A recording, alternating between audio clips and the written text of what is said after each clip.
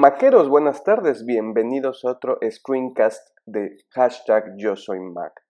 Este es el video número 10 de nuestro tutorial de Pages para principiantes.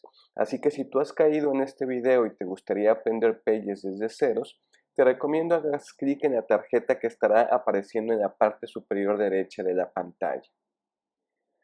Bueno, en esta ocasión aprenderemos a crear nuestras propias plantillas personalizadas. Como ustedes saben, Pages nos ofrece una serie de plantillas predeterminadas, las cuales nosotros podemos escoger cada vez que creamos un documento nuevo.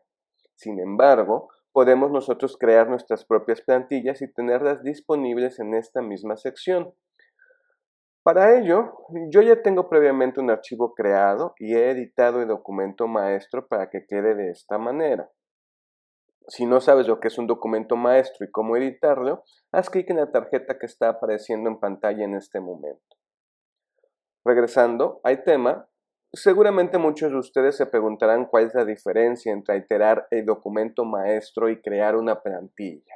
Bueno, para intentar explicarlo de mejor manera, permítanme hacer la siguiente analogía. El documento maestro es como la hoja de papel, que independientemente de cuál será la naturaleza del documento que estemos creando, esta permanecerá inmutable y de forma constante en el mismo. Por eso una hoja membretada se me hizo la mejor forma de explicarla. En cambio, habrá ocasiones en que necesitaremos introducir información a un documento, la cual es muy probable que siempre necesitemos que esa información esté dispuesta en el mismo, pero que pueda cambiar de un documento a otro. Se me ocurre, por ejemplo, la fecha de una carta o el destinatario de la misma, ¿no? Entonces, para este ejemplo, partiremos de este documento maestro e introduciremos en él los elementos que siempre necesitaremos, como la fecha que ya habíamos mencionado. Entonces, para ello iremos a nuestra barra de herramientas y daremos clic en la opción de insertar. Escogeremos la opción fecha y hora. Como ven, ya nos introdujo este elemento de texto. Y de esta manera, cada vez que hagamos clic sobre este elemento, podremos nosotros editar el formato del mismo y la fecha que deseemos. Ahora dispondremos también en el documento cuadros de texto para la información del destinatario y otro para el contenido en sí de la carta. Para ello iremos nuevamente a nuestra barra de herramientas y seleccionaremos la opción de texto. Editamos tamaño y posición de los elementos y también será muy importante editar los márgenes del documento para procurar que nuestros elementos queden dentro del mismo y no tener problemas a la hora de imprimir. Ojo, no confundir márgenes de documento con sangrías, ¿no? Aunque parezca lo mismo, lo que pasa es que las sangrías están predeterminadas en ceros, ¿no? Entonces generalmente están posicionadas en el mismo lugar, pero bueno, no las confundamos.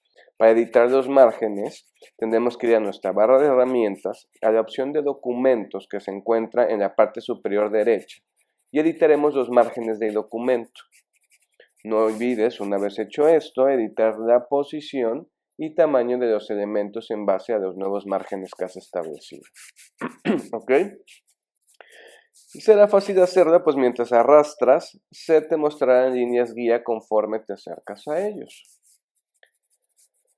En este caso, probablemente notes que algunos de los elementos de mi documento maestro se salen de estos márgenes. Bueno, en este caso no importa mucho porque realmente tengo pensado que estos documentos yo los transformo en PDF más que estarlos imprimiendo.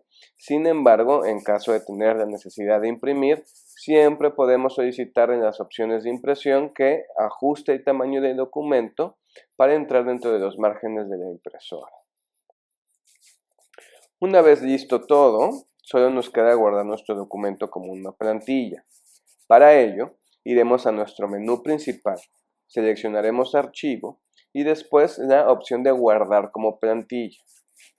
Nos dará la opción de incorporar nuestra plantilla en la sección de plantillas o guardarla en otro lugar de nuestra computadora. En este caso a mí me interesa que esté disponible en las opciones de plantillas y así lo haremos.